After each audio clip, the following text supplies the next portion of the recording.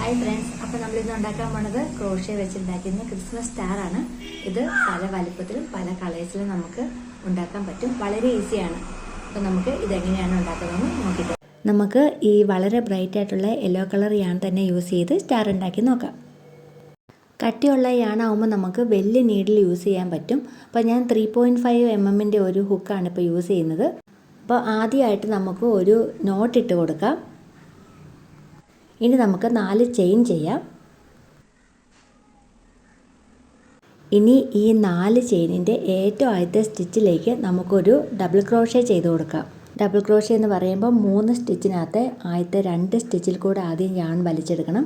പിന്നീട് വരുന്ന 2 സ്റ്റിച്ചിൽ കൂടെ ഒന്നുകൂടെ യാൺ ചുറ്റി വലിച്ചെടുക്കണം. വീണ്ടും ഒരു DC കൂടെ ചെയ്ത് കൊടുക്കുക. അപ്പോൾ ചെയിൻ കൂടെ കൂട്ടി 3 DC ആവും.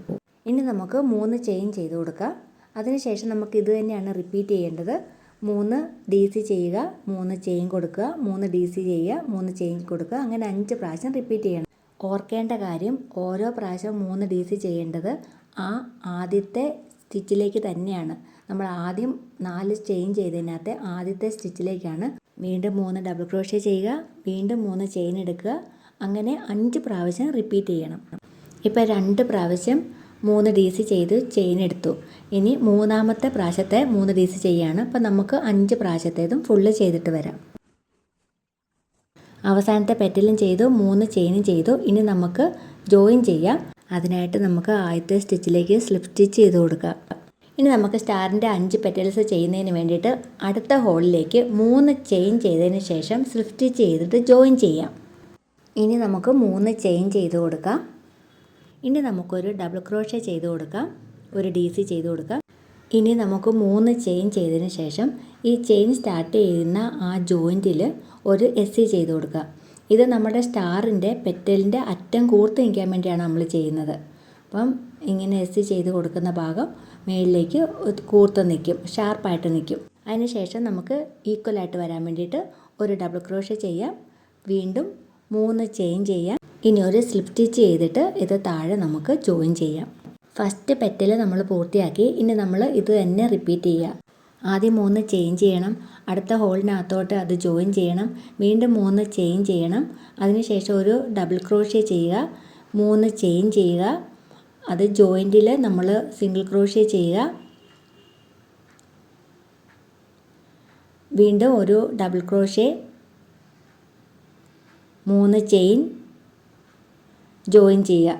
അപ്പോൾ ഇത് തന്നെയാണ് നമ്മൾ കണ്ടിന്യൂസ് ആയിട്ട് ചെയ്യേണ്ടത്. ഇങ്ങനെ നമുക്ക് 5 പെറ്റൽസ് കംപ്ലീറ്റ് ചെയ്തതിന് ശേഷം വരാം.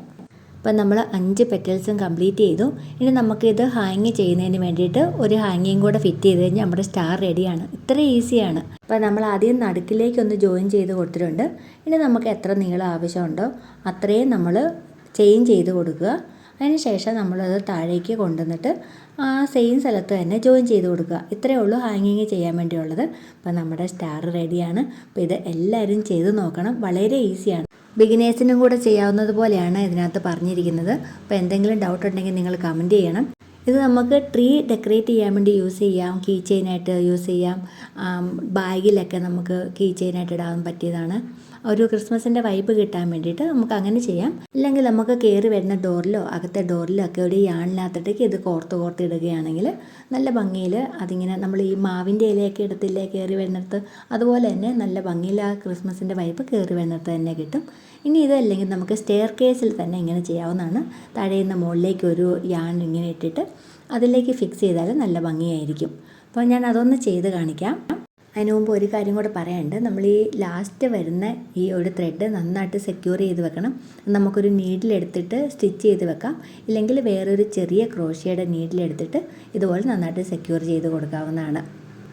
അപ്പം നമ്മുടെ സ്റ്റാർ റെഡി ആയിരിക്കുകയാണ്. നല്ല പല കളേഴ്സിൽ ഉണ്ടാക്കുകയാണെങ്കിൽ നല്ല ഭംഗിയായിരിക്കും. ഇപ്പം നമുക്ക് സ്റ്റെയർ കേസിലേക്ക് ഇതൊന്ന് ചെറുതായിട്ട് സെറ്റ് ചെയ്ത് നോക്കാം.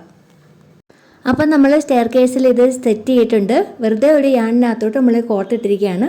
എനിക്ക് വളരെ ഇഷ്ടപ്പെട്ടു, നിങ്ങൾക്കും ഇഷ്ടപ്പെട്ടെന്ന് വിചാരിക്കുന്നു. വളരെ ഈസി ആയിട്ട് ചെയ്യാൻ പറ്റുന്നതാണ്. അപ്പോൾ ഇത് ചെയ്ത് നോക്കിയിട്ട് എങ്ങനെയുണ്ടായെന്നുള്ളത് കമൻറ്റ് ചെയ്യാൻ മറക്കരുത്. വേറൊരു ക്രിസ്മസ് ഡെക്കറേഷൻ്റെ വീഡിയോയുമായിട്ട് നാളെ തന്നെ കാണാം. അതുവരേക്കും ബൈ.